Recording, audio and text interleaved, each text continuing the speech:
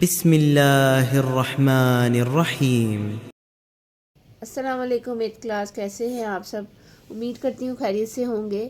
آج ہم اپنے نئے لیکچر کے ساتھ آپ کے چینل اسلامی اسٹڈی میں ایک بار پھر سے حاضر ہیں۔ تو آج ہم پڑھتے ہیں اپنا نیا لیکچر قوت اسلامی اور اتحاد و ملی۔ پہلے ہم نے پڑھا تھا مساوات، آج ہم پڑھیں گے قوت اسلامی اور اتحاد و ملی۔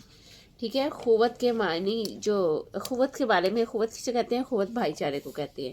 سارا اس میں لکھا ہے خلاصے میں کہ ہم نے اس میں کیا کیا پڑھنا ہے، اس کا معنی مفہوم پڑھنا ہے، ضرورت اور اہمیت کو پڑھنا ہے، اتحاد ملی کی ضرورت اور اہمیت سے آگاہ ہونا ہے، اور اس کے علاوہ اس کی افادیت کا پتہ کرنا ہے ہم نے کہ اس میں کیا فائدے ہیں، مسائل، مسئلہ کشمیر وغیرہ کے حل کے لیے اظہار یکجہتی میں کیا کیا ہو سکتا ہے وہ ہم نے دیکھنا ہے۔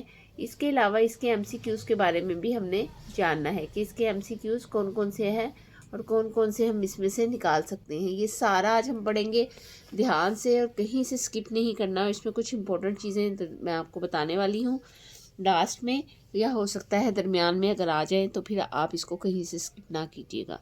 پڑھتے ہیں اپنے سبق کی طرف۔ بسم اللہ الرحمن الرحیم۔ اخوت کے معنی آپ کو بتائے تھے میں نے، بھائی چارہ کے ہیں۔ ٹھیک ہے، یہ ریڈنگ کے درمیان میں آ گیا ہے تو ہم اس کو ہائی لائٹ کر لیں گے۔ ٹھیک ہے، اخوت کے معنی بھائی چارہ کے ہیں۔ اسلامی قوت سے مراد تمام روئے زمین کے مسلمانوں کا وہ تعلق ہے جس کی بنیاد محبت اور خیر خواہی پر استوار ہے۔ اسلامی قوت سے کیا مراد ہے؟ شارٹ کویسچن بھی ہو سکتا ہے، خالی جگہ بھی ہو سکتی ہے، اور ایم سی کیوز بھی ہو سکتا ہے، مطلب اس کو غلط درست میں بھی وہ دے سکتے ہیں۔ اس کا مطلب یہ ہے کہ ایک ہونا، یعنی قوت کا مطلب ہے ایک ہونا۔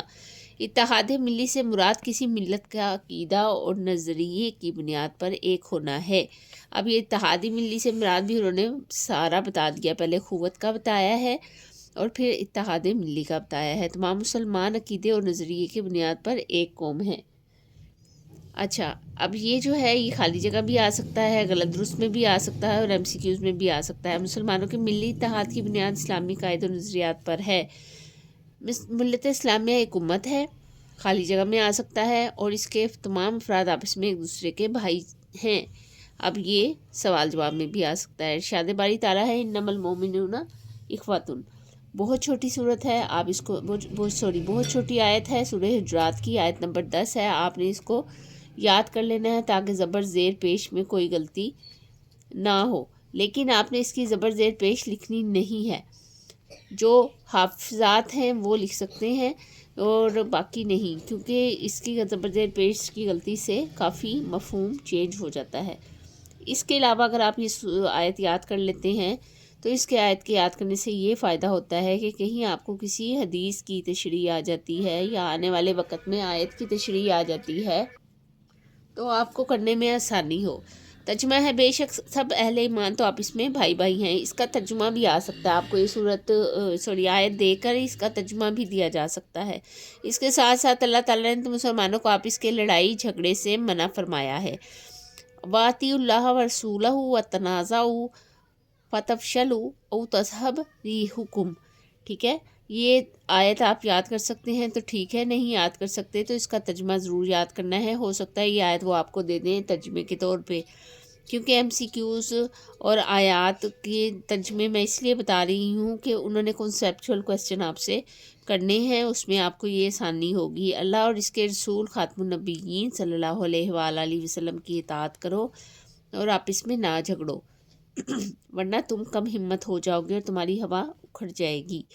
نبی کریم خاتم النبیین صلی اللہ علیہ وآلہ وسلم نے ملت اسلامیہ کے اتحاد کی بہت تاکید فرمائی۔ آپ خاتم النبیین صلی اللہ علیہ وآلہ وسلم نے قوت اسلامی اور اتحاد کے حوالے سے کیا ارشاد فرمایا، یہ بھی ایک کویسچن آ سکتا ہے۔ تمام مسلمان باہمی رحم، محبت اور شفقت میں ایک جسم کی مانند ہے، خالی جگہ آ سکتی ہے۔ اگر اس کے ایک اس کو تکلیف ہو تو جسم کے سارے اعضاء بخار اور بے خوابی میں مبتلا ہو جاتے ہیں۔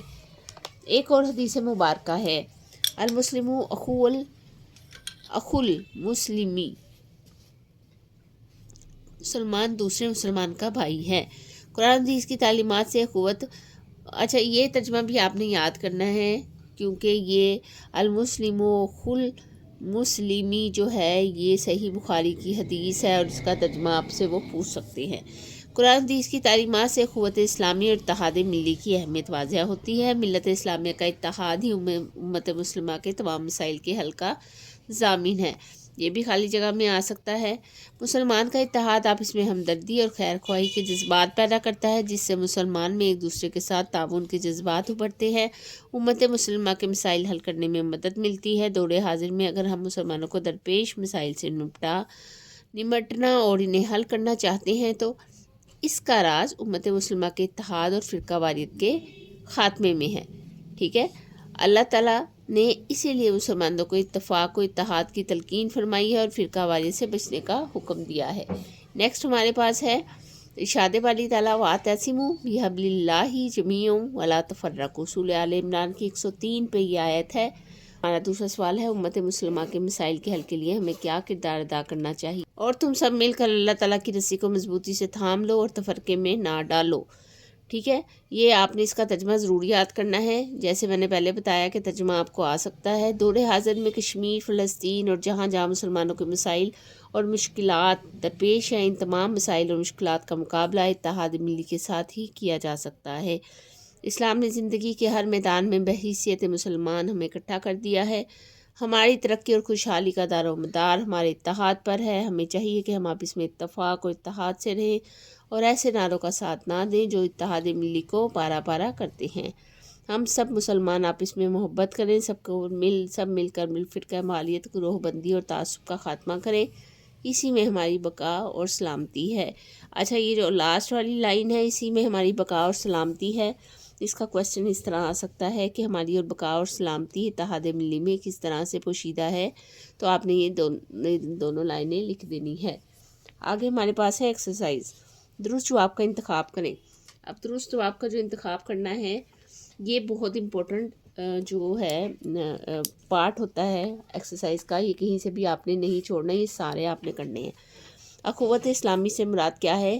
بھائی چارہ، اسلامی بھائی چارہ۔ ٹھیک ہے، قرآن حدیث میں تمام مومنین کو کیا قرار دیا ہے؟ بھائی بھائی۔ حدیث مبارک میں تمام مومنین کو کیا قرار دیا ہے؟ ایک جسم کی مانند قرار دیا ہے۔ مسلمانوں کا عقیدہ، مسلمانوں کے عقیدے اور نظریے کی بنیاد پر ایک ہونا کہلاتا ہے اتحاد ملی۔ فرقہ واریت کے خاتمے کے لیے مسلمانوں کو اپنانا ہوگا اتحاد ملی کو، قواعد شعاری کو، سخاوت کو یا صبر تحمل کو، اتحاد ملی کو۔ ہمارے پاس کویسچن نمبر 2 میں آ جاتا ہے مختصر جواب دیں۔ اخوت اسلامی سے کیا مراد ہے؟ اب یہ سب سے پہلے پیج پہ ہم جائیں گے اور ہم دیکھیں گے کہ اس میں لکھا ہوا ہے کہ اسلامی اخوت، یعنی اخوت اسلامی ادھر لکھا ہے، ادھر لکھا ہے اسلامی اخوت سے مراد تمام روئے زمین کے مسلمانوں کا وہ تعلق جس کے بنیاد پر محبت اور خیر خواہی پر استوار ہے۔ اس کا مطلب ایک ہونا ہے، اتحاد ملی۔ آگے اتحاد ملی کہا جاتا ہے۔ اب یہاں پر اس کا یہاں ہمارا دوسرا سوال ہے امت مسلمہ کے مسائل کے حل کے لیے ہمیں کیا کردار ادا کرنا چاہیے؟ امت مسلمہ کے اتحاد کے حل کے لیے ہم جائیں گے سیکنڈ پیج پر، یہاں سے ہم دیکھیں گے سیکنڈ پیراگراف، فرسٹ پیراگراف، یہاں سے یہاں پر ہم آئیں گے، دوسرے کویسچن کا آنسر یہاں سے یہاں تک ہوگا۔ ملت اسلامیہ کا اتحاد سے لے کر مسائل حل کرنے میں مدد ملتی ہے، یہاں تک۔ آگے ہمارے پاس جو کویسچن ہے وہ ہے اخوت اسلامی کی اہمیت پر ایک حدیث مبارکہ لکھیں۔ اخوت اسلامی کی اہمیت میں ہم فرسٹ پہ آئیں گے، یہاں پر ہے اخوت جو ہے وہ یہ والا آپ لکھ دیں گے، حدیث انہوں نے کہا ہے، ہاں جی انہوں نے حدیث کہا ہے تو یہ والی حدیث آپ اس کو لکھ دیں گے۔ عربی یاد کر سکتے ہیں تو ویل اینڈ گڈ، نہیں تو کوئی مسئلہ نہیں، آپ اس کا ترجمہ بھی ایڈ کر سکتے ہیں۔ ٹھیک ہے، نیکسٹ ہمارے پاس ہے اتحاد ملی کی اہمیت پر ایک آیت کا ترجمہ لکھیں۔ اتحاد ملی کی اہمیت پر ایک آیت کا ترجمہ جو ہے وہ یہ ہے، آپ یہاں سے لکھیں گے وہی بات کہ اگر آپ اس کو یاد کر سکتے ہیں تو اس کو یاد کر لیں، اور اگر نہیں تو اس کو رہنے دیں۔ ٹھیک ہے، یعنی آیت کو ترجمے کو یاد کرنا ہی کرنا ہے۔ حدیث مبارک میں مسلمانوں کی باہمی اتحاد کی کیا مثال دی گئی ہے؟ یہاں پر یہ آ گیا، حدیث میں باہمی اتحاد کی مثال جو ہے وہ یہاں سے ہے۔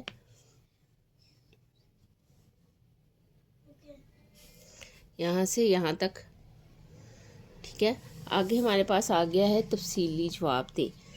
قرآن و حدیث کی روشنی میں قوت اسلامی اور اتحاد ملی پر تفصیلی مضمون لکھے۔ انہوں نے کیا کیا ہے؟ تفصیلی مضمون لکھے۔ تفصیلی مضمون میں یہ صرف 1.5 جو ہے پیج کا لانگ کویسچن آپ نے تیار کرنا ہے۔ اس میں آپ سب کچھ ایڈ کریں گے۔ اس کے علاوہ میں ڈسکرپشن میں بھی اس کا ایک مفصل مضمون الگ سے ڈال دوں گی۔ اگر آپ یہ دونوں یاد کر سکیں تو بہت اچھی بات ہے۔ جو بھی میں آپ کو تیاری کرواتی ہوں اس کا فائدہ یہ ہوتا ہے کہ آپ کو الگ سے کوئی نوٹس لینے کی ضرورت نہیں پڑتی، ٹھیک ہے۔